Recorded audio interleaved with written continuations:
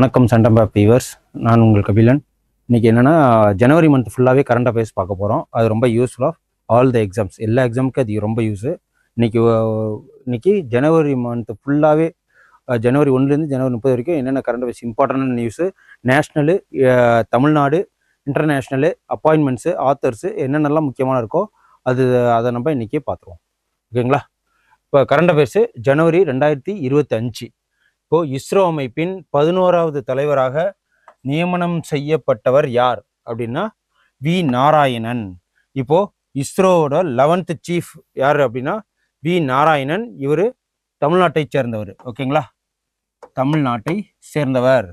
சந்திரயான் 4 நிலவில் இருந்து, இப்போ சந்திரயானை பற்றி ஒரு விளக்கம் பார்ப்போம்.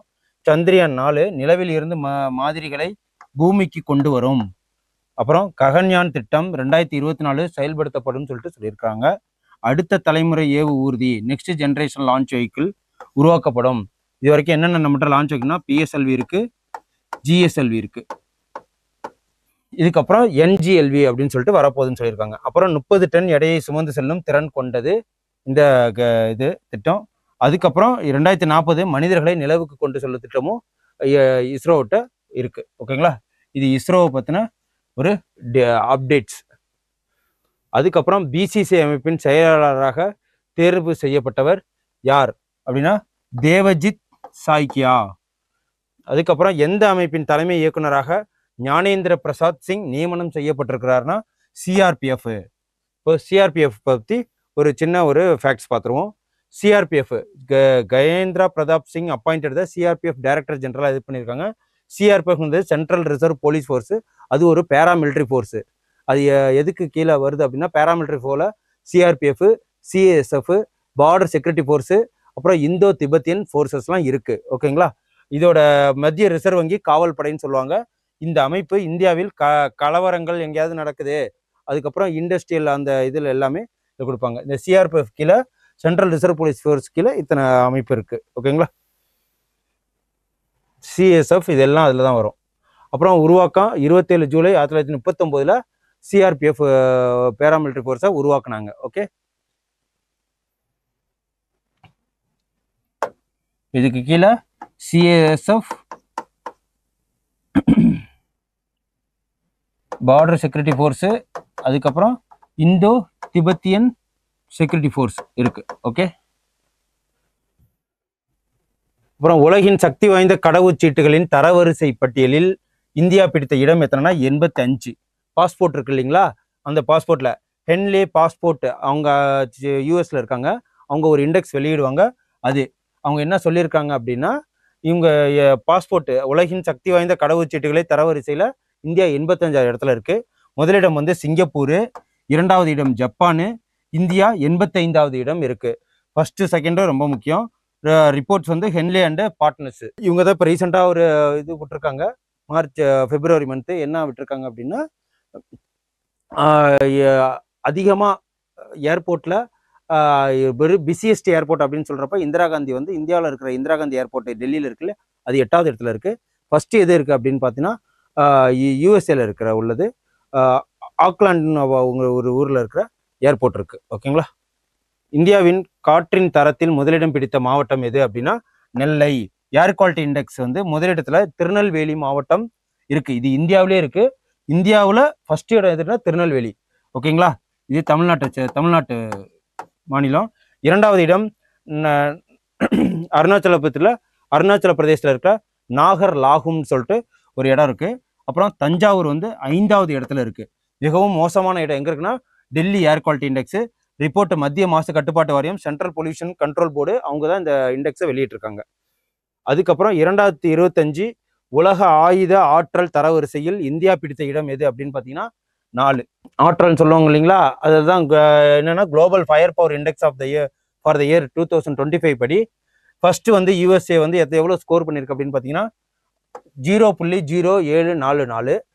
செகண்ட் வந்து ரஷ்யா ஸ்கோர் எவ்வளோ பண்ணியிருக்கு அப்படின்னா ஆற்றல், அதாவது எனர்ஜி, இது 0.788 ரஷ்யா 2வது இடத்துலையும், தேர்டு வந்து சைனா, 4th வந்து இந்தியா.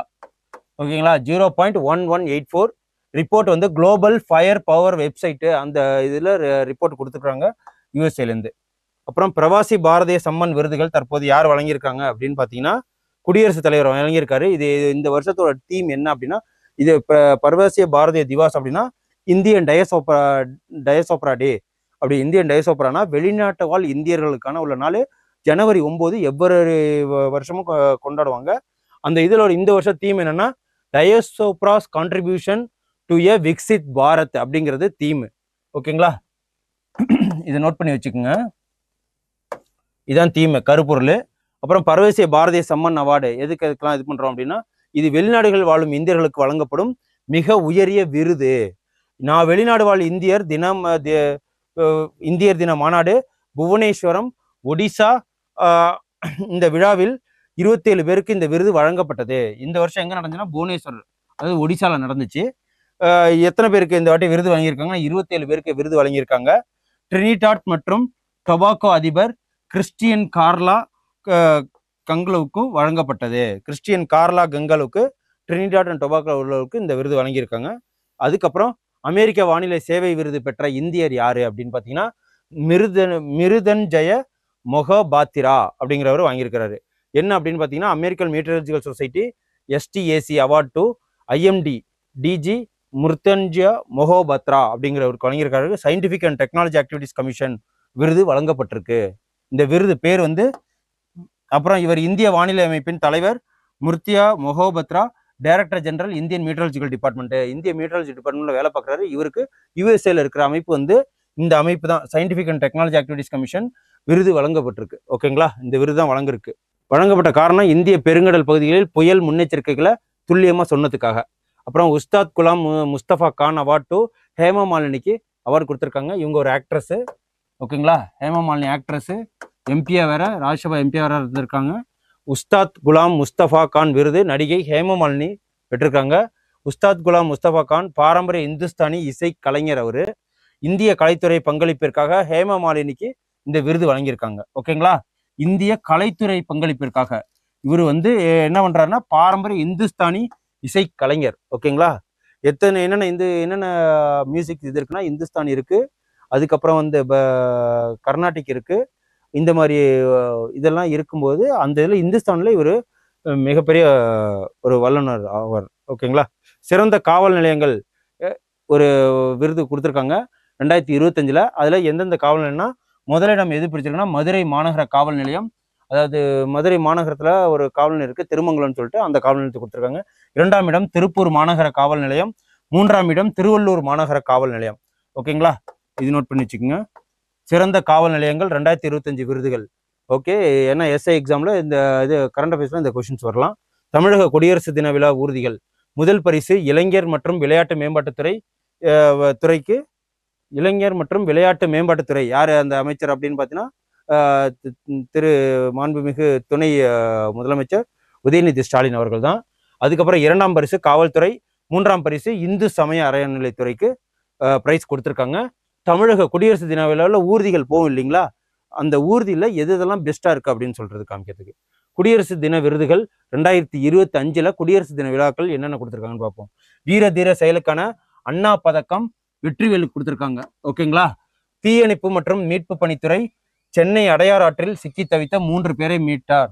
ஓகே, அதுக்கப்புறம் கோட்டை அமீர் மத நல்லிணக்க பதக்கம் SA அமீர் அம்சா அப்படிங்கிறவங்களுக்கு கொடுத்துருக்காங்க. அப்புறம் அப்பாஸ் அலி ட்ரஸ்ட் என்ற பெயரில் அவசர ஊர்தி மூலம் விபத்தில் பாதிக்கப்பட்டவர்களுக்கு மீட்பு அதுக்காக கொடுத்துருக்காங்க. அதுக்கப்புறம் ஸ்ரீ நாராயணசாமி நாயுடு நெல் உற்பத்தி திறன் விருது யாருக்குன்னா முருகவேலுங்கிறவருக்கு கொடுத்துருக்காங்க. ஓகேங்களா, நாராயணசாமி நாயுடு விருது. அப்புறம் நெற்பயிர் பூச்சி நோய்களை கட்டுப்படுத்த திருத்திய நெல் சாகுபடி காந்தியடிகள் அப்படிங்கிறத கொடுத்துருக்காங்க. அதுக்கப்புறம் காந்தியடிகள் காவலர் பதக்கம் யாருக்கு கொடுத்துருக்காங்கன்னா கள்ளச்சாராயத்தை கட்டுப்படுத்தியதில் சிறப்பாக பணியாற்றவர்களுக்கு வழங்கப்பட்டிருக்கு. தமிழக அரசின் விருதுகள் அப்படின்னு சொல்லிட்டு என்னென்ன இருக்கு அப்படின்னு பார்த்தீங்கன்னா 2024 தந்தை பெரியார் விருது விடுதலை ராஜேந்திரன் அவருக்கு வழங்கியிருக்காங்க. விடுதலை ராஜேந்திரன் அவருக்கு 2024 தந்தை பெரியார் விருது. அதுக்கப்புறம் 2024 அண்ணல் அம்பேத்கர் விருது யாருக்கு கொடுத்துருக்காங்கன்னா ரவிக்குமார் MP. ஓகேங்களா, அப்புறம் இவர் விழுப்புரம் நாடாளுமன்ற தொகுதி உறுப்பினர். விழுப்புரம் நாடாளுமன்ற உறுப்பினர் இவர் வந்து ரவிக்குமார் MP. 2024ஆம் ஆண்டுக்கான பேரறிஞர் அண்ணா விருது யாருக்கு கொடுத்துருக்காங்கன்னா எல் கணேசனுக்கு. பேரறிஞர் அண்ணா விருது எல் கணேசனுக்கு கொடுத்துருக்காங்க. மகாகவி பாரதியார் விருது யாருக்குன்னா கவிஞர் கபிலன் அவர்களுக்கு கொடுத்துருக்காங்க. அதுக்கப்புறம் பாவேந்தர் பாரதிதாசன் விருது பொன் செல்வ கணபதி.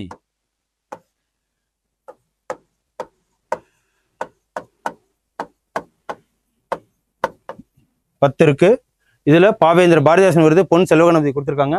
அதுக்கப்புறம் தமிழ் தென்றல் திருவிக்கா விருது மருத்துவர் GR ரவீந்திரநாத்துக்கும் அப்புறம் கி.ஆ.பெ. விஸ்வநாதன் விருது யாருக்கு கொடுத்துருக்காங்கன்னா வேமு புதிய வெப்பன் அப்படிங்கிறவங்களுக்கு இந்த விருது கொடுத்துருக்காங்க. அப்புறம் முத்தமிழறிஞர் கலைஞர் விருது யாருக்கு கொடுத்துருக்காங்கன்னா முத்து வாவாசி அப்படிங்கிறவங்களுக்கு கொடுத்துருக்காங்க. ஓகேங்களா, இது முத்து வாவாசி. அப்புறம் திருவள்ளுவர் விருது யாருன்னா படிகாரமு அப்படிங்கிறவங்களுக்கு இந்த விருதுகள் அனைத்துமே கொடுத்துருக்காங்க. இது ரொம்ப இம்பார்ட்டன்ட்டு, இதை நோட் பண்ணி வச்சுக்கோங்க. அதுக்கப்புறம் காமராஜர் விருது 2024 யாருக்கு கொடுத்துருக்காங்க அப்படின்னு பார்த்தீங்கன்னா KV தங்கபாலுக்கு. இவர் தமிழ்நாடு காங்கிரஸ் கமிட்டியின் முன்னாள் தலைவர். ஓகேங்களா, இவருக்கு காமராஜர் விருது கொடுத்துருக்காங்க. அப்புறம் முன்னாள் மத்திய அமைச்சர் ஆவார் கூட அவரு. அப்புறம் காமராஜர் விருது 2026 முதல் வழங்கப்பட்டு வருகிறது. இந்த பரிசு தொகை எவ்வளோன்னா 2 லட்சம். இப்போ யாருக்கு கொடுத்துருக்காங்கன்னா தங்கபாலுங்கிறவங்களுக்கு காமராஜர் விருது கொடுத்துருக்காரு. இவரு முன்னாள் தலைவர், காங்கிரஸ் கமிட்டியோட தலைவர், அதுவும் இல்லாமல் முன்னாள் மத்திய அமைச்சரும் கூட. இவருக்கு 2 லட்ச ரூபா பணம் இந்த விருது கொடுப்பாங்க. 2006லேருந்து கொடுத்துக்கிட்டு இருக்காங்க.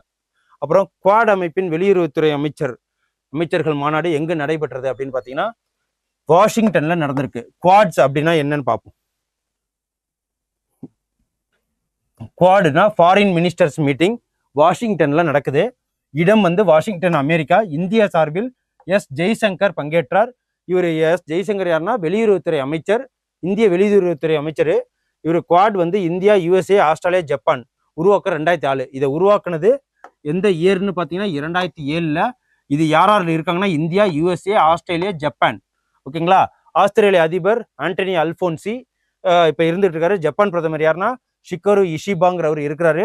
அதுக்கப்புறம் 7வது குவாட் உச்சி மாநாடு எங்க நடந்துட்டு இருக்கு 2025ல் நடக்க போகுது அப்படின்னா இந்தியாவில் நடக்க போகுது. ஓகேங்களா, அதுக்கு தான் இது கொடுத்துருக்கோம். 2025ல் இப்போ நடக்க போகுது 7வது குவாட்ஸ் மாநாடு. இதில் யார் இருக்காங்கன்னு பார்த்தீங்கன்னா India, USA, Australia, Japan. Okay, 3வது தேசிய சுரங்க அமைச்சர்கள் மாநாடு தற்போது எங்கு நடைபெற்றது அப்படின்னு பார்த்தீங்கன்னா கொனார்க்கு.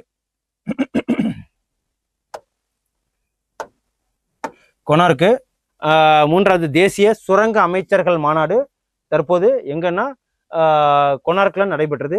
நீங்க இதுல என்ன நோட் பண்ணிக்கணும்னா சுரங்க அமைச்சர் யாரு, மைன்ஸ் மினிஸ்டர்ஸ் யாரு அப்படின்னு சொல்லிட்டு ஸ்டேட் லெவல்ல, அதாவது சென்ட்ரல் லெவல்ல நோட் பண்ணி வச்சுக்கோங்க. அப்புறம் 8வது அனைத்து இந்திய பேரவைத் தலைவர்கள் மாநாடு தற்போது எங்க நடைபெற்றதுன்னா பாட்னால நடந்துச்சு. 8வது அனைத்து இந்திய பேரவைத் தலைவர்கள் மாநாடு. அதுக்கப்புறம் தலைவர்கள் அனைவருக்கான சர்வதேச மாநாடு தற்போது எங்க நடைபெற்றதுன்னா டெல்லியில.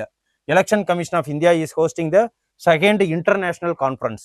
இது யார் ஹோஸ்ட் பண்ணாங்க அப்படின்னா எலெக்ஷன் கமிஷன் ஆஃப் இந்தியா இந்த மீட்டிங்கை ஹோல்ட் பண்ணியிருக்காங்க. தேர்தல் ஆணையங்களுக்கான சர்வதேச மாநாடு எங்க நடைபெற்றிருக்கு அப்படின்னு பார்த்தீங்கன்னா டெல்லியில நடந்திருக்கு. இடம் டெல்லி. இந்திய தேர்தல் ஆணையத்தில் நடத்தப்படுகிறது. கருப்பொருள் என்னன்னா தொழில்நுட்பத்தின் பயன்பாடு மற்றும் தேர்தல் ஒருமைப்பாடு, use of technology and elections integrity. அதுக்கப்புறம் தலைமை தேர்தல் ஆணையர் யாருன்னா ராஜீவ் குமார். ஓகேங்களா, அதுக்கப்புறம் அபுதாபியில் நடைபெற்ற ரைசினா மத்திய கிழக்கு மாநாட்டில் இந்தியா சார்பில் கலந்து கொண்டவர் யார்?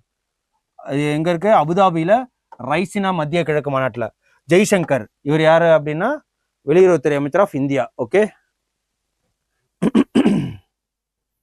சிந்துவெளி பண்பாட்டு கண்டுபிடிப்பு நூற்றாண்டு நிறைவு பன்னாட்டு கருத்தரங்கம் சென்னை எழும்பூர்ல நடந்திருக்கு. இந்த சிந்துவெளி பண்பாட்டு எழுத்து முறையை புரிந்து கொள்ள வழிவகை செய்தால் $1 மில்லியன் அமெரிக்க வழங்கப்படும். அதாவது 8.57 கோடி. நூல் சிந்துவெளி வரி வடிவங்களுக்கு தமிழ்நாடு குறியீடுகளும் ஒரு வடிவியல் ஆய்வு அப்படின்னு சொல்லிட்டு இந்த கான்ஃபரன்ஸ் சொல்லியிருக்காங்க. 20 செப்டம்பர் 1924 சிந்துவெளி நாகரிகம் முதலில் அறிவிக்கப்பட்டது. ஓகேங்களா, தொல்லியல் அறிஞர்கள் ஐராவத மகாதேவன் பெயரில் ஓர் ஆய்வு இருக்கை அமைக்க ரூபாய் 2 கோடி வழங்கப்படும் என்று சொல்லியிருக்காங்க. அப்புறம் எந்த மாதத்தில் கடைசி வாரம் திருக்குறள் வாரமாக அறிவிக்கப்பட்டதுன்னா டிசம்பர் வாரம் கடைசி வாரம் திருக்குறள் வாரம்னு சொல்லியிருக்காங்க. அதுக்கப்புறம் இந்தியாவின் முதல் கண்ணாடி பாலம் எங்கு திறக்கப்பட்டது அப்படின்னா கன்னியாகுமரியில் கண்ணாடி பாலம் திறந்திருக்காங்க. அப்புறம் தமிழக அரசு கால்நடை உயர் ஆராய்ச்சி நிலையத்தை தற்போது எங்கு திறந்து வைத்தாங்க அப்படின்னா சேலத்துல கால்நடை உயர் ஆராய்ச்சி நிலையம். ஓகேங்களா, கேட்டில் ரிசர்ச். இது எங்கன்னா இடம் தலைவாசல் சேலத்துல நபார்டு வங்கியின் உதவி மூலம் அமைக்கப்பட்டிருக்கு. இந்த நபார்டுங்கிறது national bank of agriculture and rural development, தேசிய வேளாண் வளர்ச்சி வங்கி. ஓகேங்களா, அதுக்கப்புறம் உமைகின் தமிழ்நாடு, அதாவது உமைகெயின் தமிழ்நாடு 2025 என்ற மாநாடு தற்போது எங்க நடைபெற்றது அப்படின்னு பார்த்தீங்கன்னா சென்னையில நடைபெற்றிருக்கு. ஓகே,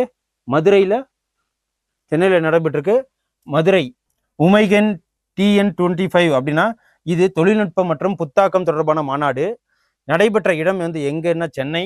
தமிழக அரசு கோவையில் செயற்கை நுண்ணறிவு தளத்தை அமைக்கும் 2 மில்லியன் சதுர அடியில் இது அமைக்க போறோம்னு சொல்லியிருக்காங்க. 2 million square feet facility of artificial intelligence in Coimbatore public private partnership மோடில், அதாவது 2 பேருமே கலந்து இந்த விஷயங்களை ஆரம்பிக்கணும் அப்படின்னு சொல்லிட்டு சொல்லியிருக்காங்க. இது பப்ளிக் பிரைவேட் பார்ட்னர்ஷிப் மோடில். அப்புறம் 3வது சென்னை பன்னாட்டு புத்தக திருவிழா தற்போது எங்கே நடைபெற்றது அப்படின்னா நந்தம்பாக்கத்தில் நடைபெற்றிருக்கு. இது சைதாப்பேட்டில் இருக்கு. அப்புறம் இரும்பின் தொன்மை என்ற நூலை வெளியிட்டவர் யார் அப்படின்னா மு.க. ஸ்டாலின். இரும்பின் தொன்மை அப்படின்னு சொல்லிட்டு நூலை வெளியிட்டவர் யாருன்னா மு.க. ஸ்டாலின். நோட் பண்ணி வச்சுக்கோங்க. இரும்பின் தொன்மை நூல் அப்படின்னா தமிழ்நாட்டில் 5300 ஆண்டுகளுக்கு முன்பே இரும்பு பயன்பாட்டில் இருந்தது. கிமு 3345 அகழ்வாய்வில் கிடைத்த இரும்பை ஆராய்ச்சிக்கு அனுப்பி இந்த முடிவு கிடைத்தது. அகழ்வாய்வு இடங்கள் மாங்காடு, சேலம், கீழ் நமண்டி, திருவண்ணாமலை, மயிலாடும்பாறை, கிருஷ்ணகிரி, ஆதிச்சநல்லூர், தூத்துக்குடி, சிவகலை, தூத்துக்குடி, இந்த இடத்துலலாம் இரும்பு கிடைச்சிருக்கு. ஓகே, அதுக்கப்புறம் ஆராய்ச்சி செய்யப்பட்ட இடங்கள்னா பூனே, பிராபல் சகானி இயற்பியல் ஆராய்ச்சி ஆய்வகம் எங்க இருக்குன்னா அகமதாபாத்ல இருக்கு. அப்புறம் பீட்டா ஆய்வகம் எங்க இருக்குன்னா புளோரிடா, அமெரிக்கா. இதெல்லாம் ஆராய்ச்சிகள் நிறுவனம் இருக்கு. அதுக்கப்புறம் தற்போது எங்கு ஒலிம்பிக் அகாடமி அமைய அடிக்கல் நாட்டப்பட்டிருக்கு அப்படின்னு பார்த்தீங்கன்னா திருச்சியில ஒலிம்பிக் அகாடமி அடிக்கல் நாட்டிருக்காங்க. இடம்னா இடம் வந்து எலந்தைப்பட்டி கிராமம், திருச்சியில ஒலிம்பிக் அகாடமி ஆரம்பிச்சிருக்கு. உருவாக்கம் அமைப்புன்னு தமிழக விளையாட்டு மேம்பாட்டு ஆணையம், sports development authority of Tamil Nadu, ஸ்டாட்ன்னு சொல்லிட்டு சொல்லுவாங்க. ரூபாய் 50 கோடி மதிப்பீட்டில் 48.88 ஏக்கர் பரப்பளவில், கிட்டத்தட்ட 50 தான், 50 கோடி 50 ஏக்கர்னு வச்சுக்கோங்க. ஓகேங்களா, அதுலேருந்து பாதி 4887. ஓகேங்களா, அமைக்கப்படுகிறது. இங்கே எல்லா விதமான விளையாட்டுக்கும் பயிற்சி அளிக்கப்படும் சொல்லியிருக்காங்க. இது அதுக்கப்புறம் அருங்காட்சியகங்கள் எங்க இருக்குன்னா கங்கை கொண்ட சோழபுரம் அருங்காட்சியகம் அமைக்க அடிக்கல். எங்கன்னா இடம் வந்து அரியலூர் மாவட்டத்துல கீழடி திறந்தவெளி அருங்காட்சியகம் அமைக்க அடிக்கல். இது எங்க இருக்கு அப்படின்னா சிவகங்கை மாவட்டத்துல. அப்புறம் மதுரை டங்ஸ்டன் மைனிங், டங்ஸ்டன் சுரங்கம் ஏலம் ரத்து பண்ணியிருக்காங்க மத்திய அரசு. நாயக்கர்பட்டி மதுரையில டங்ஸ்டன் தொழிற்சாலை வைக்கிறதுக்காக ஒரு அடிக்கல் நாட்டியிருந்தாங்க. ஏல நிறுவனம் Hindustan zinc, subsidiary of Vedanta, அதாவது திருநெல்வேலியில அந்த காப்பர் தொழிற்சாலை இது பண்ணாங்களா அதே குரூப் தான். இங்கு அரிட்டாப்பட்டியும் அமைந்துள்ளது. அரிட்டாப்பட்டி பயோடைவர்சிட்டி ஹெரிட்டேஜ் சைட் இருக்கிறதுனால அரிட்டாப்பட்டி தமிழ்நாட்டின் முதல் பல் உயிர் பாரம்பரிய வளாகம். ஓகேங்களா, இதை வந்து இப்போ கேன்சல் பண்ணிட்டாங்க இந்த டங்ஸ்டன் தொழிற்சாலையை. அப்புறம் முன்னாள் அமைச்சர் ஏ கோவிந்தசாமி நினைவு அரங்கம் எங்க இருக்கு அப்படின்னா வளதரட்டி விழுப்புரம். இவர் திராவிட இயக்க தலைவர்கள் ஒருவர். 23 சமூக நீதி போராளிகளுக்கான மணிமண்டபம் விழுப்பூரில் திறக்கப்பட்டது. 1987 இடஒதுக்கீடு போராட்டத்தில் காவல்துறை துப்பாக்கி சூட்டில் மரணமாயிருக்கிறாரு. ஓகேங்களா, யாருன்னா முன்னாள் அமைச்சர் ஏ கோவிந்தசாமி நினைவு அரங்கம். அதுக்கப்புறம் கலைஞரின் கனவு இல்லம் திட்டம் என்னன்னா 2024-25 தமிழக பட்ஜெட்ல அறிவிச்சிருக்காங்க. கலைஞரின் கனவு இல்ல திட்டம் ஒரு வீடு வந்து ரூபாய் 3.5 லட்சம் மதிப்பு. இலக்கு வந்து குடிசை இல்லா தமிழ்நாடு. அந்த இலக்கு 2030 வரைக்கும் 2030 ஆண்டுக்குள் 8 லட்சம் வீடுகள் கட்ட இலக்கு பண்ணியிருக்காங்க. 2024-25 நிதியாண்டில் 1 லட்சம் வீடுகள் கட்ட இலக்கு. பண்டைய பழங்குடியினருக்கு வீடு கட்டும் திட்டம் ட்ரைபல் ஹவுசிங் ஸ்கீம் அப்படின்னு சொல்லிட்டு சொல்லியிருக்காங்க. மத்திய அரசு இதற்காக ரூபாய் 2 லட்சம் வழங்குகிறது. இது போதுமானதாக இல்லை, எனவே தமிழக அரசு திட்டத்திற்கு கூடுதல் நிதி வழங்குகிறது. சமவெளி பகுதியில் ஒரு வீடு 5.4 லட்சத்துக்கு, மலைப்பாங்கான இடங்கள்ல 5.73 லட்சத்துக்கும் இது கொடுக்குறாங்க ட்ரைபல் ஹவுசிங் ஸ்கீம். அதுக்கப்புறம் தமிழக கோயில்கள் திருப்பணி அப்படிங்கிறதுக்கு அது ஒரு ஸ்கீம் இருக்கு. அது என்னன்னா தலா ரூபாய் 2.5 லட்சம் கவர்மெண்ட் கொடுக்குது. திருப்பணிகள் 2500 கோயில்களில் நடத்த உத்தரவு. 1250 கிராமப்புற திருக்கோயில்கள் இருக்கு.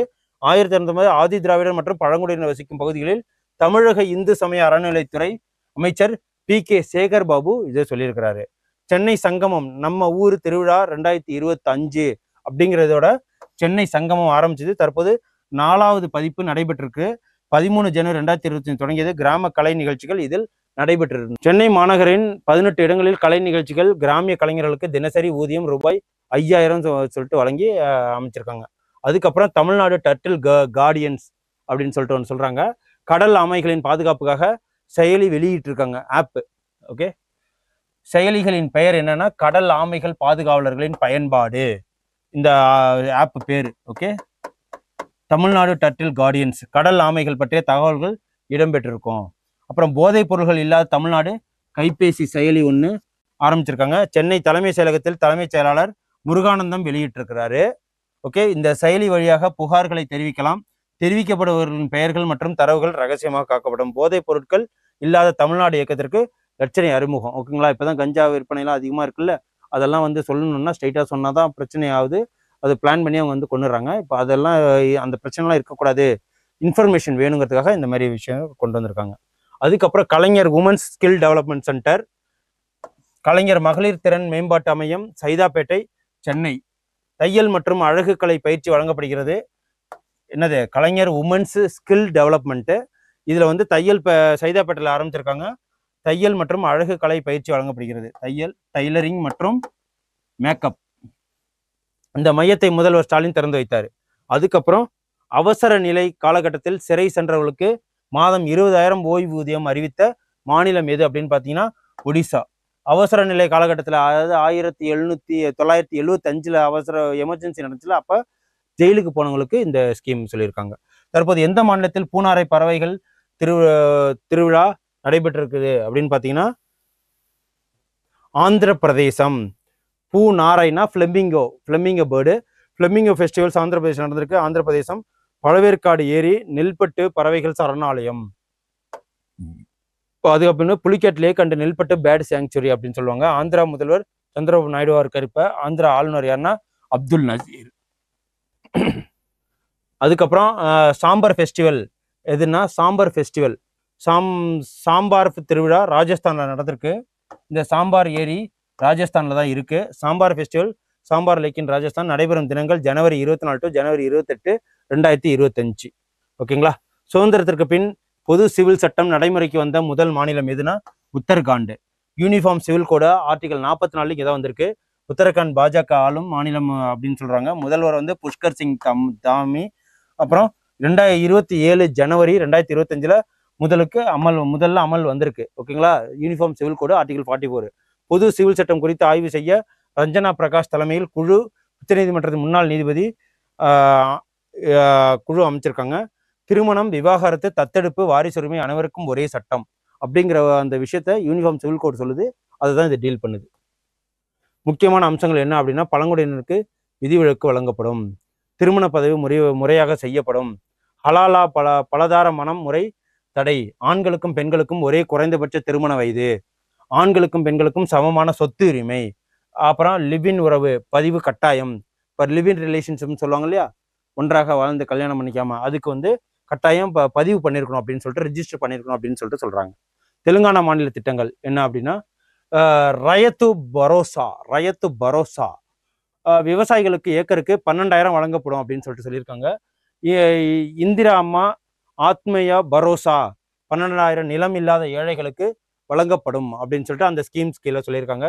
இந்த இந்திரா அம்மா இன்ட்லோ விடற்ற தாழ்த்தப்பட்ட மக்கள், பழங்குடியின மக்கள், பிற்படுத்தப்பட்ட சமூகத்தை சேர்ந்த மக்களுக்கும் 5 லட்ச ரூபா கொடுக்கப்பட்டிருக்கும். இந்தியாவின் முதல் ஜெனரேஷன் பேட்டா குழந்தை எங்கு பிறந்ததுன்னா ஐஸ்வால்ல பிறந்திருக்கு. அதுக்கப்புறம் 2025 குடியரசு தின விழாவில் எந்த மாநிலம் ஊர்தி முதல் பரிசு வென்றதுன்னா உத்தரப்பிரதேசம். ஓகேங்களா. இங்க எது வென்றிருக்குன்னா இந்த அமைச்சகம், விளையாட்டுத்துறை அமைச்சகம் வாங்கியிருக்கு.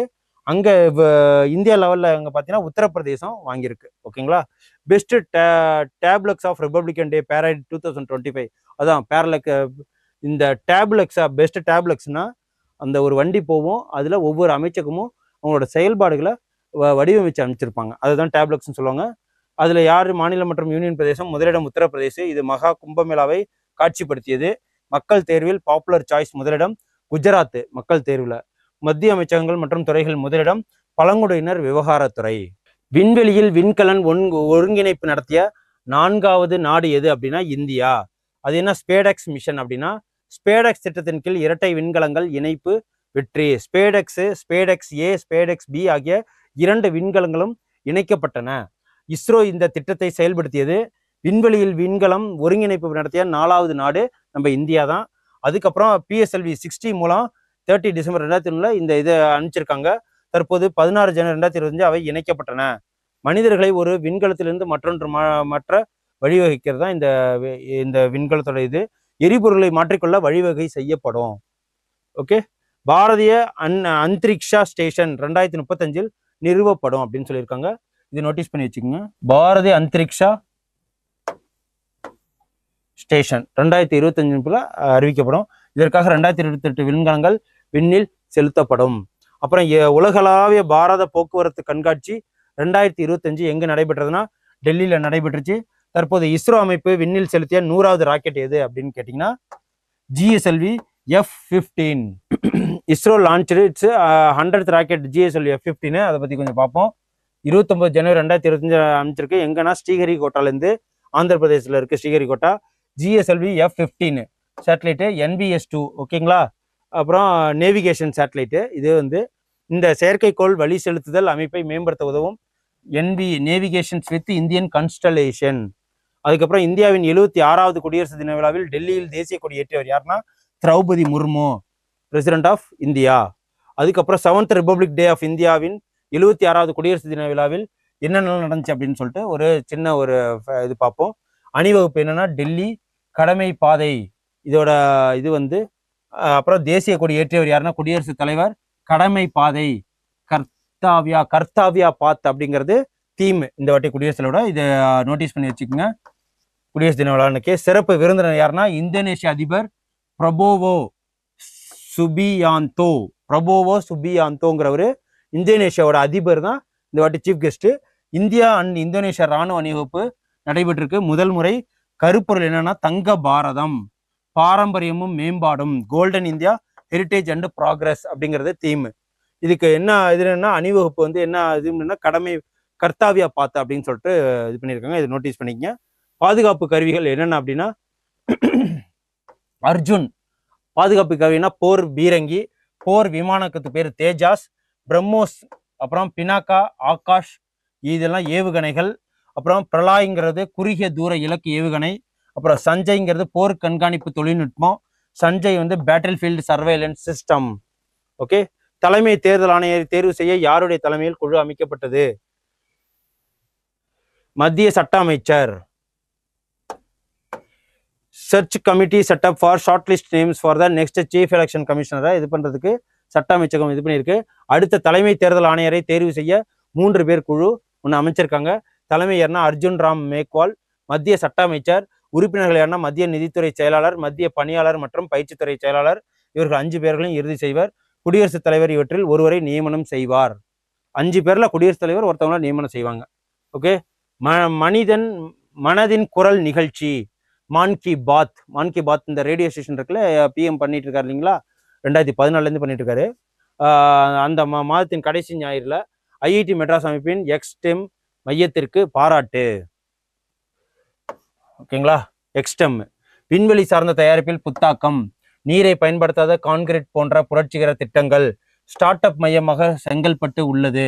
பிரதமர் மோடி இது விஷயத்த இதுல சொல்லியிருக்கிறாரு. அப்புறம் பாரதி ரன் பூமி தர்ஷன் ஆப் இந்தியாவில் இராணுவ சுற்றுலாவை ஊக்குவிக்கும் செயல். இது மத்திய பாதுகாப்புத்துறை அமைச்சர் ராஜ்நாத் சிங் வெளியிட்டார்.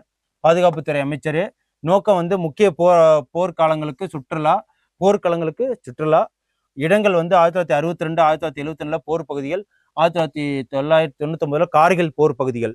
ஓகேங்களா, ஷியாச்சின் போர்க்களம், கால்வான், டோக்லாம் பகுதிகளில் சுற்றுலா. இது என்னன்னா பாரத் ரன் பூமி தர்ஷன் ஆப். பாரத் ரன் பூமி தர்ஷன் ஆப் இந்தியாவில் இராணுவ சுற்றுலாவை ஊக்குவிக்கும் செயல் இது. அப்புறம் சோன்மார்க் சுரங்கப்பாதையை பிரதமர் எங்கு திறந்து வைத்தார் அப்படின்னா ஜம்மு காஷ்மீர்ல. இதுதான் மிக பெருசு. இந்த சோன்மார்க் டனல் இனாகிரேஷன் எங்க நடந்துச்சு அப்படின்னா நியூ டெல்லியில. இது சோன்மார்க் சுரங்கப்பாதை எங்க அப்படின்னா இது ஸ்ரீநகர் கார்கில் தேசிய நெடுஞ்சாலையில் அமைஞ்சிருக்கு. இது கடல் மட்டத்திலிருந்து 8650 அடி உயரத்தில் அமைஞ்சிருக்கு.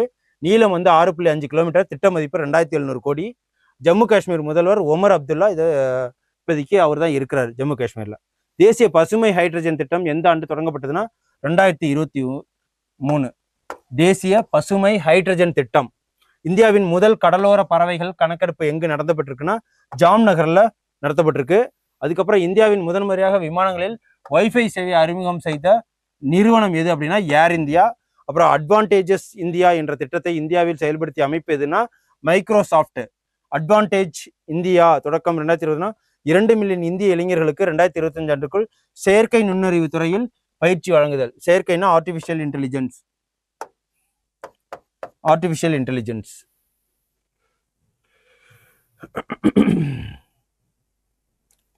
அப்புறம் இதுவரை 2.4 மில்லியன் இளைஞர்களுக்கு அட்வான்டேஜ் இந்தியா செகண்ட் எடிஷன், அதாவது இது வரைக்கும் பயிற்சி கொடுத்துருக்காங்க. ஆர்டிஃபிஷியல் இலக்கு 1 கோடி இந்தியர்களுக்கு 5 ஆண்டுகளில் செயற்கை நுண்ணறிவு பயிற்சி, ஆர்டிஃபிஷியல் இன்டெலிஜென்ஸ் பயிற்சி கொடுக்கணும்ட்டு மைக்ரோசாஃப்ட் சிஇஓ சத்யா நாத்தல்லா இதை முன்னெடுத்து செல்றார். ஓகேங்களா. அப்புறம் இன்டர்போல் அமைப்பை தொடர்பு கொள்ள தற்போது மத்திய அரசு அறிமுகம் செய்த இணையதளம் எதுனா பாரத் போல். அமித்ஷா லான்ச்சஸ் பாரத் போல். சிபிஐ இணையதளத்தில் பாரத் போல் இணையதளம் அமைந்துள்ளது. மத்திய உள்துறை அமைச்சர் அமித்ஷா தொடக்கம். நோக்கம் இது என்னன்னா, இந்தியாவில் குற்றம் புரிந்துவிட்டு வெளிநாடுகளில் பதுங்கும் குற்றவாளிகளை கண்டுபிடிப்பது. மத்திய மாநில புலனாய்வு முகாம்கள் இன்டர்போல் அமைப்பை நேரடியாக தொடர்பு கொள்ளலாம் அப்படின்னு சொல்லியிருக்காரு. அதுக்கப்புறம் இஸ்ரோ விண்வெளியில் முதல் முறையாக எந்த பயிரை முளைக்க செய்தது அப்படின்னா தட்டைப்பயிறு. இஸ்ரோ விண்வெளியில எந்த பயிர்னா தட்டைப்பயிறு. அப்புறம் 12 ஆண்டுகளுக்கு ஒரு முறை நடைபெறும் மகா கும்பமேளா தற்போது எங்க நடைபெறுவதுன்னா பிரயாக்ராஜ். இது எந்த மாநிலத்தில் இருக்குன்னு சொல்லிட்டு நோட் பண்ணி வச்சுக்கோங்க, ஸ்டேட்டு. அப்புறம் 2025 பிரயாக் கும்பமேளா அப்படின்னா 2025 இடம் வந்து பிரயாக்ராஜ், உத்தரப்பிரதேசம். ஓகேங்களா. நடைபெறும் நாட்கள் 13 ஜனவரி 26 அதாவது ஜனவரியிலேருந்து 26 பிப்ரவரி வரைக்கும் 45 நாட்கள். அப்புறம் திரிவேணி சங்கமம், கங்கை யமுனை சரஸ்வதி நதிகள் சங்கமிக்கும் இடம் திரிவேணி சங்கமம். இங்கே 12 ஆண்டுகளுக்கு பிறகு மகா கும்பமேளா நடைபெறுகிறது. தற்போது எத்தனையாவது ஊதியக்குழு அமைக்க மத்திய அரசு அனுமதி பெற்றிருக்காங்கன்னா 8வது ஊதியக்குழு அமைது. Cabinet note for 8th pay commission implementation. 8வது ஊதியக்குழு அமைக்க மத்திய அமைச்சரவை அனுமதி. இதன் மூலம் அடிப்படை ஊதியம், பேசிக் பே வந்து ஓய்வூதியம் முதலானவை அதிகமாகும் அப்படின்னு சொல்லியிருக்காங்க. ஊதியக்குழு 1 தலைவர் யாரு, 1 தலைவர் மற்றும் 2 உறுப்பினர்கள். அந்த ஊதியக்குழுல 1 தலைவர் இருப்பார், 2 உறுப்பினர்கள். 7வது ஊதியக்குழு 2016 அமைக்கப்பட்டது. இது 2026 நிறைவடையும். ஒரு பிளானிங் கமிஷன்ஸ். 8வது ஊதியக்குழுவின் பரிந்துரைகள் 2026 முதல் நடைமுறைக்கு வரும். தற்போது குறைந்தபட்ச அடிப்படை ஊதியம் 18,000 இருக்கு. ஓகேங்களா. தேசிய மஞ்சள் வாரியத்தின் தலைமையகம் எங்க அமைந்திருக்குன்னா நிசாமாபாத்ல அமைஞ்சிருக்கு. நேஷனல் டர்மரிக் போர்டு, மத்திய அரசு தேசிய மஞ்சள் வாரியத்தை அமைத்தது. தலைமையகம் எங்கன்னா நிசாமாபாத், தெலுங்கானா. தலைவர் வந்து யாருன்னா பல்லே கங்கா ரெட்டிங்கிறவரு அந்த போர்டோட தலைவராக இருக்காரு. நோக்கம் என்னன்னா, இந்திய மஞ்சள் வர்த்தகத்தை உலகம் முழுவதும் கொண்டு சேர்ப்பது, மஞ்சளின் நன்மையை குறித்து ஆய்வு செய்வது. ஓகேங்களா. இலக்கு வந்து 2030 ஆண்டுக்குள் $1 பில்லியன் மஞ்சள்ல ஏற்றுமதி செய்யணும் அப்படிங்கிறது இலக்கு. வெண்தலை கழுகு பேல்டு ஈகிள் எந்த நாட்டின் தேசிய பறவையாக அறிவிக்கப்பட்டது அப்படின்னா அமெரிக்க நாட்டின் தேசிய பறவையாக அறிவிக்கப்பட்டிருக்கு. அப்புறம் பிரிக்ஸ் கூட்டமைப்பில் இணைந்த 10வது நாடு எது அப்படின்னு பார்த்தீங்கன்னா இந்தோனேஷியா. பிரிக்ஸ் 10 கண்ட்ரி இருக்கு, அதுல 10வதா இந்தோனேஷியா இது சேர்ந்திருக்கு. இந்த பிரிக்ஸ் கூட்டமைப்பு உருவாக்கம் எப்பனா 2009 உருவாக்கியிருக்காங்க. ஹெட் குவார்டர்ஸே ஷாங்காய் சீனால இருக்கு. பிரிக்ஸ் வந்து Brazil, Russia, India, China and south Africa இவங்களோட கூட்டமைப்பு. அப்புறம் 2024 ஈஜிப்ட், எத்தியோப்பியா, ஈரான், யுஏஇ ஆக இவங்கெல்லாம் சேர்ந்திருக்காங்க. பார்த்துங்க, ஈஜிப்ட் 1 2 3 4 5 6 7 எத்தியோப்பியா, 8 ஈரானு, 9 யுஏஇ, அமீரகம் இருக்கு இல்லைங்களா, துபாய். அவங்க இப்போ 10வது யார் சேர்ந்துருக்காங்கன்னா இந்தோனேஷியா. 9வது வந்து துபாய், இந்தோனேஷியா, அதுக்கப்புறம் ஈரான் சேர்ந்திருக்காங்க. அப்புறம் எத்தியோப்பியா, ஈஜிப்ட் எல்லாமே சேர்ந்திருக்காங்க. இந்த 2025 10th நவம்பர் இந்தோனேஷியா. 2025 தலைமை வந்து யாருன்னா பிரேசில்ல நடக்க போகுது. உலக பொருளாதார மன்றத்தின் கூட்டம் 2025 எங்க நடைபெற்றதுன்னா டாவோஸ்ல.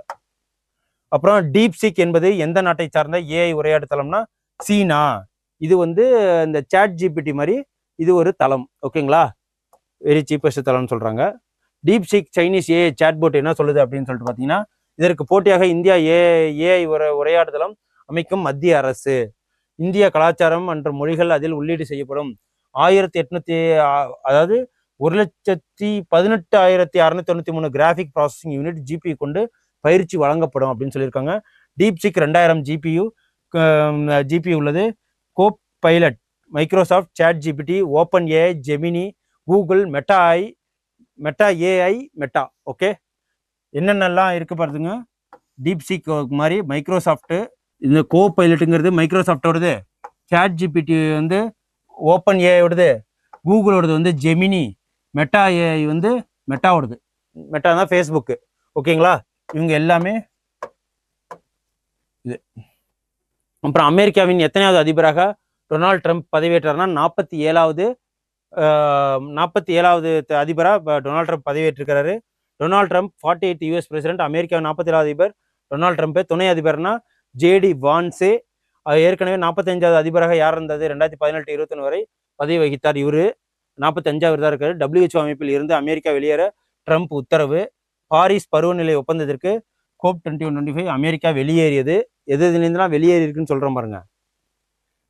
WHO இருந்து வெளில வந்துட்டு 21-2005 கோஆப்ரேஷன் அந்த இதுல இருந்து வெளில வந்துட்டு, அதுக்கப்புறம் கோஆப்ரேஷன் ஆஃப் பாரிஸ், அப்புறம் டிக்டாக் செயலுக்கு தடை விதித்து பின் அதை நீக்கியது. US judge blocked Donald Trump's birthright citizenship order. பிறப்பு அடிப்படையில் அமெரிக்க குடியுரிமை அமெரிக்க அதிபர் டொனால்ட் ட்ரம்ப் ரத்து செய்தார். ஓகேங்களா, 20 பிப்ரவரி 2025 முதல் பிறந்த குழந்தைகளுக்கு இது பொருந்தும். சியாட்டில் மாவட்ட நீதிமன்றம் இதற்கு இடைக்கால தடை. சட்டவிரோத குடியேற்றத்திலிருந்து வெளியேற்றம் ட்ரம்ப் அப்படின்னு சொல்லியிருக்கிறாரு. யாழ்ப்பாணத்தில் உள்ள கலாச்சார மையத்திற்கு யாருடைய பெயர் சூட்டப்பட்டிருக்கு அப்படின்னு பார்த்தீங்கன்னா, திருவள்ளுவர் பெயர் யாழ்ப்பாணத்தில் உள்ளதுக்கு கலாச்சார பேருக்கு சூட்டப்பட்டிருக்கு. திருவள்ளுவர் கல்ச்சர் சென்டர் யாழ்ப்பாணத்தில் இருக்கிறதுக்கு பார்ப்போம். திருவள்ளுவர் கலாச்சார மையம் இடம் கலாச்சார மையம் யாழ்ப்பாணம், இலங்கை. இங்கு இந்திய நிதி உதவியுடன் நவீன வசதியுடன் கலாச்சார மையம் அமைக்கப்பட்டது. எப்போனா February 23. தற்போது இந்த மையத்திற்கு திருவள்ளுவர் பெயர் சூட்டப்பட்டது. இலங்கைக்கான இந்திய தூதர் யாருன்னா சந்தோஷ் ஜா. அப்புறம் இஸ்ரேல் ஹமாஸ் அமைப்பு இடையே எப்போது போர் மூண்டது அப்படின்னா 7 அக்டோபர் 2023. இஸ்ரேலுக்கும் ஹமாஸ்க்கும். ஓகேங்களா. தியான்ஷன் செங்லி டனல் உலகின் மிக நீளமான சுரங்கப்பாதை சீனா அமைத்தது. பெயர் வந்து தியான்ஷான் செங்லி சுரங்கப்பாதை. மத்திய அரசின் சுவாமித்துவ திட்டம் எப்போ தொடங்கப்பட்டது அப்படின்னு பார்த்தீங்கன்னா 2020. அப்புறம் சுவாமித்துவ ஸ்கீம் அப்படின்னா என்னன்னு பார்த்துருவோம். லான்ச்சே 24 ஏப்ரல் 2021 ஆரம்பிச்சிருக்காங்க. சுவாமித்துவ திட்டம் கிராமப்புற கணக்கெடுப்பு, மேம்படுத்தப்பட்ட தொழில்நுட்பங்கள் மூலம் கிராம பகுதிகளில் வரைபடம் தயாரிப்பு. சுவாமித்துவ ஸ்கீம்னா survey of village and mapping with improvised technology in village areas. நோக்கம் வந்து கிராம மக்கள் தங்கள் குடியிருப்பு சொத்துக்களை ஆவணப்படுத்துதல். மத்திய பஞ்சாயத்து ராஜ் அமைச்சகத்தால் இந்த திட்டம் தொடங்கப்பட்டது. நிலங்கள் ட்ரோன் மூலம் கணக்கீடு செய்யப்படும். தற்போது இந்த திட்டத்தின் கீழ் 65 லட்சம் பயனாளர்களுக்கு சொத்து அட்டைகள் வழங்கப்படும் சொல்லியிருக்காங்க. அதுக்கப்புறம் நேஷனல் கிரிட்டிக்கல் மினரல்ஸ் மிஷன் அப்படின்னா என்னன்னு பார்த்துருவோம். தேசிய முக்கிய கனிமங்கள் திட்டம் மத்திய அமைச்சரவை ஒப்புதல். மதிப்பு வந்து ரூபாய் 34,300 கோடி. மத்திய அரசு 16,300 கோடி. எஞ்சிய 18,000 கோடியை பொதுத்துறை நிறுவனங்கள் வழங்கும். என்ன திட்டக்காலம் என்னன்னா 7 ஆண்டுகள். நோக்கம் வந்து நிலம் மற்றும் கடலில் முக்கிய கனிம ஆய்வை ஊக்குவித்தல் மற்றும் ஏற்றுமதி செய்தல். இதுதான் நேஷனல் கிரிட்டிக்கல் மினரல்ஸ் மிஷன். ஓகேங்களா. 33வது சந்தோஷ் கோப்பை கால்பந்து போட்டியில் வெற்றி பெற்ற எதுனா மேற்கு வங்காளம் வெற்றி பெற்றிருக்கு. அப்புறம் 2025 கோகோ உலக கோப்பை போட்டியில் வெற்றி பெற்ற அணி எதுனா இந்தியா கோகோ. அப்புறம் கோகோ வேர்ல்டு கப் 2025 இது முதல் உலக கோப்பை போட்டி வெற்றி பெற்றது. ஆண்கள் பிரிவு இந்தியா, மகளிர் பிரிவு வெற்றி இந்தியா. போட்டி நடைபெற்ற இடம் இந்திரா காந்தி உள் விளையாட்டு அரங்கம், புதுடெல்லி. அதோட மஸ்காட் என்னன்னா தேஜஸ் அண்ட் தாரா அப்படின்னு சொல்லிட்டு மான்கள். இந்த 2 மான்களை தான் அவங்க வந்து மஸ்கோட்டா, அதாவது லட்சணையா, அது சின்னமாக வச்சிருக்காங்க. ஆஸ்திரேலியாவின் ஓப்பன் கிராண்ட் ஸ்லாம் போட்டியில் ஆடவர் பிரிவில் வெற்றி பெற்றவர் யார் அப்படின்னு பார்த்தீங்கன்னா, ஆடவர் வெற்றி பெற்றவர் Jannik Sinner. Australian open grand slam 2025 Australia open tennis போட்டியில் 2025 நடந்திருக்கு. ஆடவர் பிரிவில் ஜானிக் சின்னருங்கிறவர் வெற்றி பெற்றிருக்கிறாரு. அவர் இத்தாலியை சேர்ந்தவர். மகளிர் பிரிவில் மோடிசன் கீஸ், இவர் யுஎஸ்ஏ சேர்ந்தவர். மோடிசன் கீஸ் என்ற முதல் கிராண்ட்ஸ்லாம் போட்டி இது. நடைபெற்ற இடம் மெல்போர்ன், ஆஸ்திரேலியா. ஓகேங்களா, ஏன்னா ஆஸ்திரேலியா தானே நடக்குது. ஆஸ்திரேலியா கிராண்ட்ஸ்லாம்ங்கிறனால ஆஸ்திரேலியா தான் இருக்கும். அப்புறம் 2025 கேலோ இந்தியா குளிர்கால போட்டி எங்கு நடைபெற்றிருக்குன்னா ரெண்டுமே ஒன்று தான். ஜம்மு காஷ்மீரில் நடைபெற்றிருக்கு. ஜம்மு காஷ்மீரில் தான் லடாக். ஓகேங்களா. கேலோ இந்தியா வின்டர் கேம்ஸ் 2025 2 கட்டங்களாக நடைபெற்றது. முதல் கட்டம் ஜனவரி 23, 24 லடாக்ல நடந்திருக்கு. இரண்டாவது கட்டம் February 22, February 25 ஜம்மு காஷ்மீரில் நடந்திருக்கு. மத்திய விளையாட்டு மற்றும் இளைஞர் விவகாரங்கள் துறை அமைச்சர் மனுசுக் மாண்டவியா இதை நடத்தி வச்சிருக்கிறாரு. Union minister of youth affairs and sports minister Mansukh Mandaviya. Mascot வந்து ஷீனிஷி ஸ்னோ லியோபார்டு தான் இதுக்கு மஸ்கோட்டா வச்சிருக்காங்க. மஸ்கோட் மீன்ஸ் சின்னம். 2024-25 விஜய் ஹசாரே கோப்பை கிரிக்கெட் போட்டியில் வெற்றி பெற்றது எதுனா கர்நாடகா. விஜய் ஹசாரே கிரிக்கெட் டிராஃபி 2024-25 வெற்றி பெற்றது கர்நாடகா. 5வது முறை வெற்றி பெற்றிருக்கு. நடைபெற்ற இடம் கோடாம்பி மைதானம், Vadodara, Gujarat. Kotambi stadium, Vadodara, Gujarat.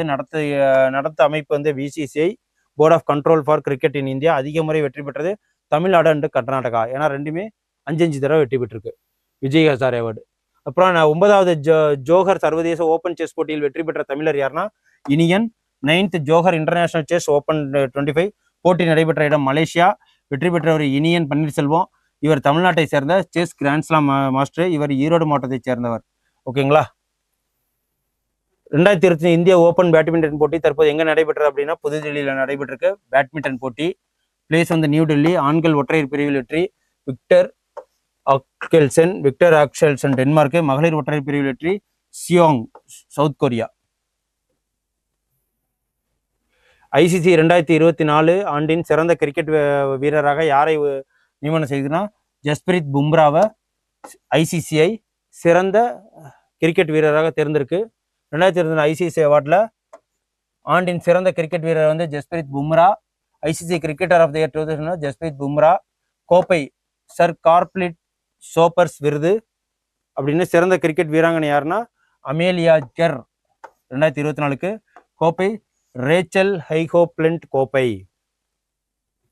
2024 ICC award ஒரு நாள் கிரிக்கெட்டில் சிறந்த வீராங்கனை ஸ்மிருதி மந்தனாவுக்கும் கொடுத்துருக்காங்க. T20 கிரிக்கெட்டில் சிறந்த வீரர் ஹர்ஷித்ஜித் சிங் அப்படிங்கிறவங்களுக்கு கொடுத்துருக்காங்க.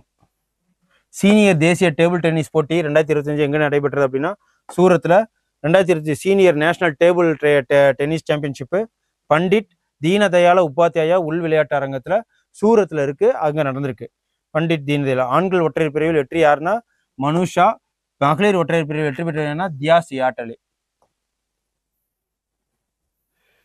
முதல் ஹாக்கி இந்திய லீக் பெண்கள் விளையாட்டு போட்டி வெற்றி பெற்ற அணி எதுனா ஒடிசா. ஓகேங்களா. உமன்ஸ் ஹாக்கி இந்திய லீக் எங்க நடந்திருக்கு அப்படின்னா ஹாக்கி இந்தியன் லீக் வின்னர் வந்து ஒடிசா போட்டிருக்கு. போட்டி நடைபெற்ற இடம் வந்து மராங் கோம்கே ஜெய்பால் சிங் மைதானம், ராஞ்சி, ஜார்க்கண்ட். பிளேஸ் வந்து மராங் கோம்கே ஜெய்பால் சிங் ஸ்டேடியம். ஓகே. தற்போது தன் ஓய்வை அறிவித்த மனோஜ்குமார் எந்த விளையாட்டு தொடர்பை சேர்ந்தவர்னா குத்துச்சண்டை. Commonwealth games gold winning boxer Manoj Kumar announcer retirement. Commonwealth கேம்ஸ்ல 2010 டெல்லியில் கோல்டு வாங்கியிருக்காரு. அப்புறம் காமன்வெல்த் கேம்ஸ் 2018 ஆஸ்திரேலியாவில் ப்ரோன்ஸ் வாங்கியிருக்காரு. ஏசியன் சாம்பியன்ஷிப் ப்ரோன்ஸ் 2 times வாங்கியிருக்காரு. காமன்வெல்த் போட்டிகள் ஒன்றுக்கு மேற்பட்ட பதக்கம் என்ற 2வது வீரர் இவர் தான். முதல் வீரர் யாருன்னா விஜேந்திர சிங். ஓகேவா. Boxer. FIDE world rapid and blitz chess championship போட்டி நடந்திருக்கு 2024. உலக ரேபிட் மற்றும் பிளிட்டிஷ் செஸ் சாம்பியன்ஷிப் போட்டி நடந்திருக்கு. போட்டி நடைபெற்ற இடம் வந்து நியூயார்க், அமெரிக்கா. ரேபிட் பிரிவு, அதாவது ரேபிட் பிரிவுன்னு சொல்லுவாங்க, ரேபிட் ரவுண்டுன்னு சொல்லுவாங்க. வெற்றி யாருன்னா கொனேரு ஹம்பிங்கிறவர் இந்தியாவை சேர்ந்தவர். அவர் வெற்றி பெற்றிருக்காரு. பிளிட்ஸ் கேட்டகரியில் வைஷாலி. அப்புறம் Vaishali Indian chess grand master. ஓகேங்களா. டாக்டர் ராஜகோபால சிதம்பரம் அப்படிங்கிறவர் யார் அப்படின்னா அவர் தான் ஒரு முன்னோடி. எதுக்கு முன்னோடி அப்படின்னா அட்டாமிக் எனர்ஜி நம்ம இந்தியாவில் ஆரம்பிச்சிருந்தீங்களா அப்துல் கலாம், அவங்க ஆரியப்பட்டா இவங்கெல்லாம் இருந்தவங்க, அதிலோட முன்னோடியாக இருந்திருக்கிறாரு. என்னன்னா இந்த அட்டாமிக் எனர்ஜி அவர் வந்து இறந்து போயிருக்கிறார். ஓகேங்களா. இறந்து போயிருக்கிறத தான் இதில் சொல்லியிருக்கு. அணு ஆற்றல் விஞ்ஞானி ராஜகோபால சிதம்பரம் மரணம்.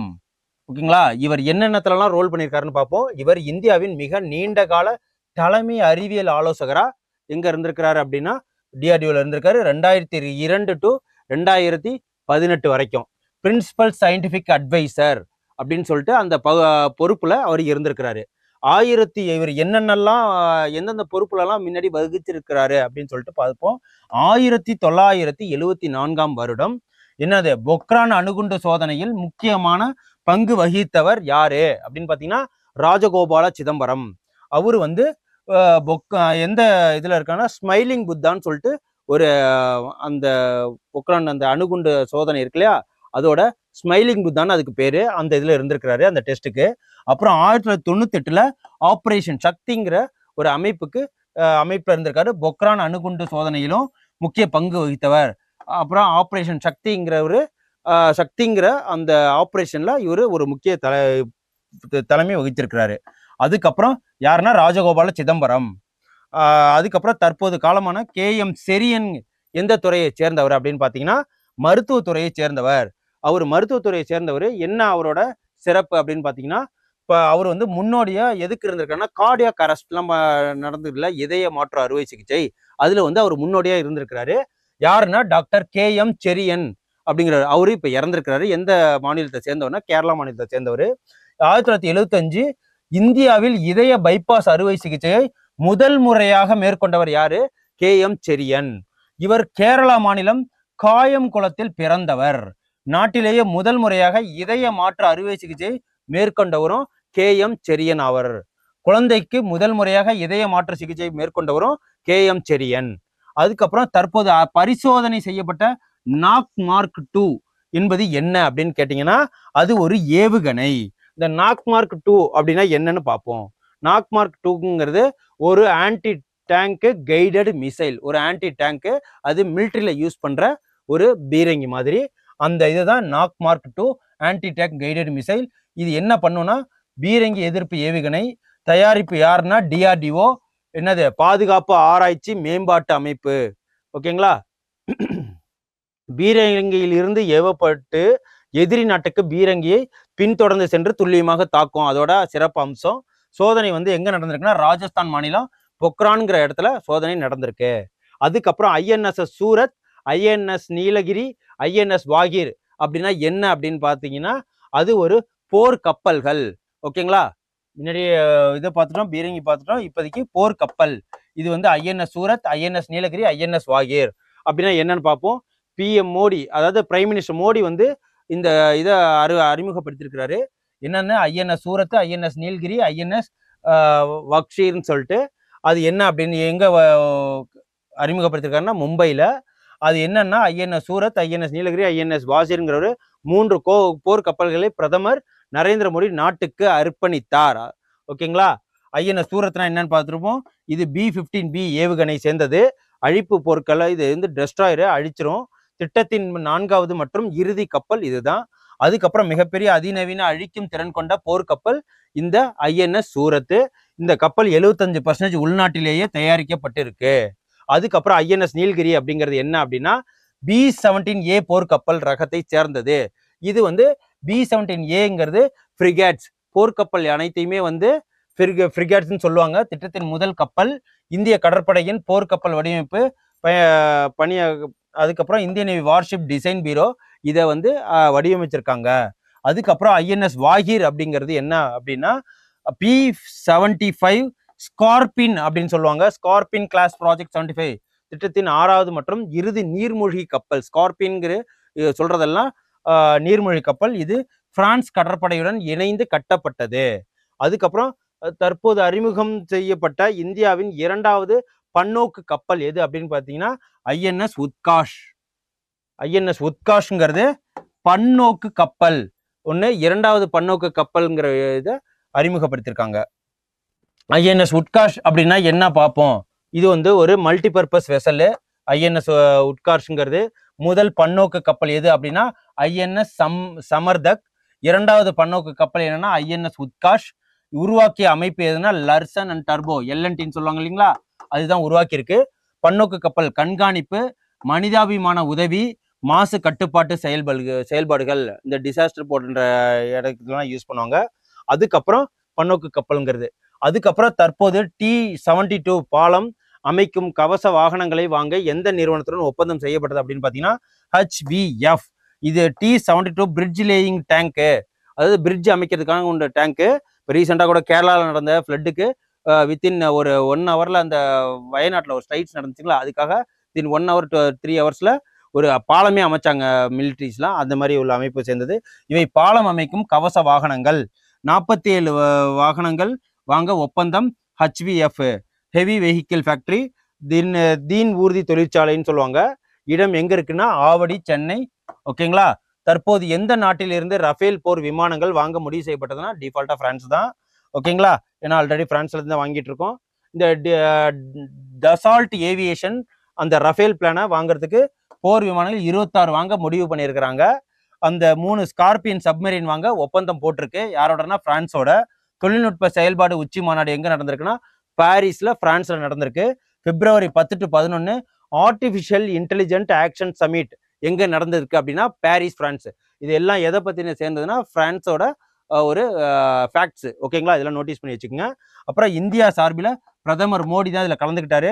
பிரான்ஸ் அதிபர் யாருன்னா இமானுவேல் மேக்ரான். ஓகே, முன் 36 ரஃபேல் விமானங்கள் வாங்கப்பட்டிருக்கு இது வரைக்கும். இப்போ 26 வாங்க போகிறோம்.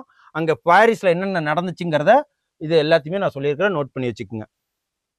அதுக்கப்புறம் சஞ்சய் BSS என்ற போர்க்கருவியை உருவாக்கிய நிறுவனம் எது அப்படின்னு பார்த்தீங்கன்னா பெல் அண்ட் இந்தியன் ஆர்மி. ஓகேங்களா, Sanjay BSS development by Indian army and Bharat electronics limited அப்படிங்கிற சஞ்சய் BSS உருவாக்கியிருக்கு.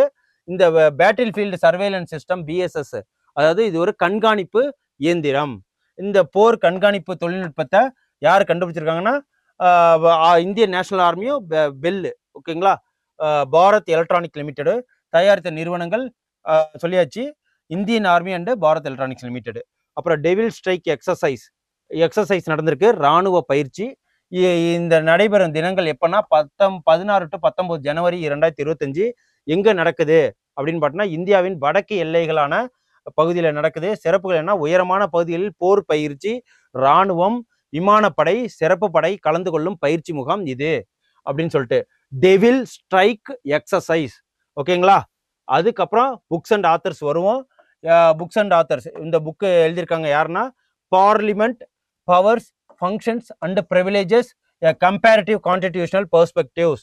இதை யார் எழுதியிருக்காங்க அப்படின்னு பார்த்தீங்கன்னா KS சௌஹான்கிறவரு இந்த புக்கை எழுதியிருக்கிறாரு. அதுக்கப்புறம் இன்னொரு புக்கு வேர்ல்டு ஆஃப்டர் காசா அப்படிங்கிற ஒரு புக் எழுதியிருக்காங்க. அது யார் எழுதியிருக்காங்க அப்படின்னா பங்கஜ் மிஸ்ரா. இது என்னன்னா காசால நடந்த போர் இதை பத்தி எழுதியிருக்கிறாரு. இஸ்ரோ ஹமாஸுக்கு இடையே நடைபெற்ற போரின் தாக்கத்தை பற்றியது இந்த காசா, அதாவது த வேர்ல்டு ஆஃப்டர் காசாங்கிறது. அதுக்கப்புறம் மனிதநேயம் மற்றும் நீதி பற்றிய இந்த நூல் சொல்லுது. அதுக்கப்புறம் இன்னொரு புக் என்னன்னா த தமிழ்ஸ்னு ஒரு book, a portrait of community அப்படின்ட்டு. இது யார் எழுதியிருக்காங்கன்னா நிர்மலா லக்ஷ்மன் அப்படிங்கிறவங்க எழுதியிருக்காங்க. அதுக்கப்புறம் புக்ஸ் என்ன இருக்கு அப்படின்னா ஹவு இந்தியா ஸ்கேல்டு MT60 620 அப்படின்னு சொல்லிட்டு அந்த புக்கு என்ன சொல்லுதுன்னா அமிதாப் காந்த்ங்கிறவரு அந்த புக்கை எழுதியிருக்கிறாரு.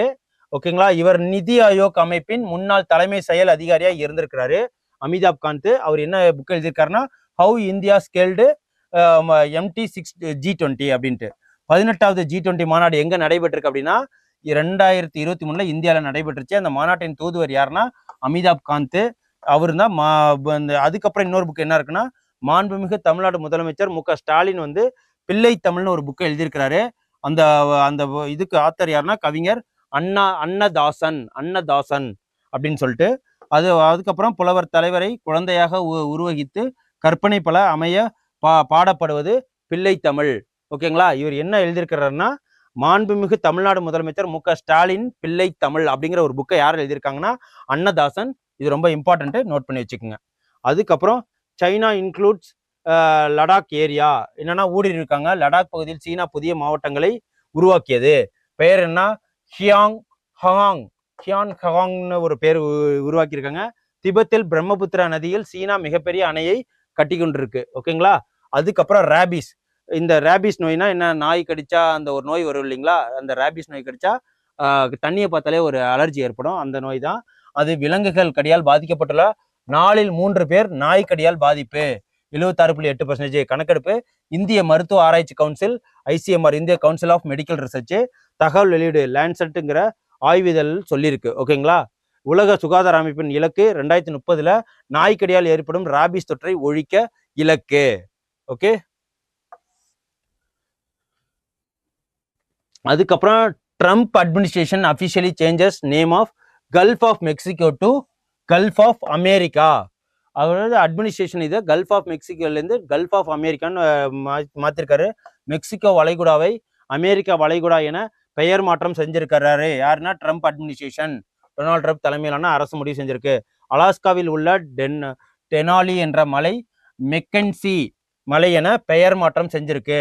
தெனாலிங்கிற மலையை அலாஸ்கா பீக்ல back to its former name of Mount McKinley அப்படின்னு சொல்லிட்டு பேரை மாற்றிருக்காங்க.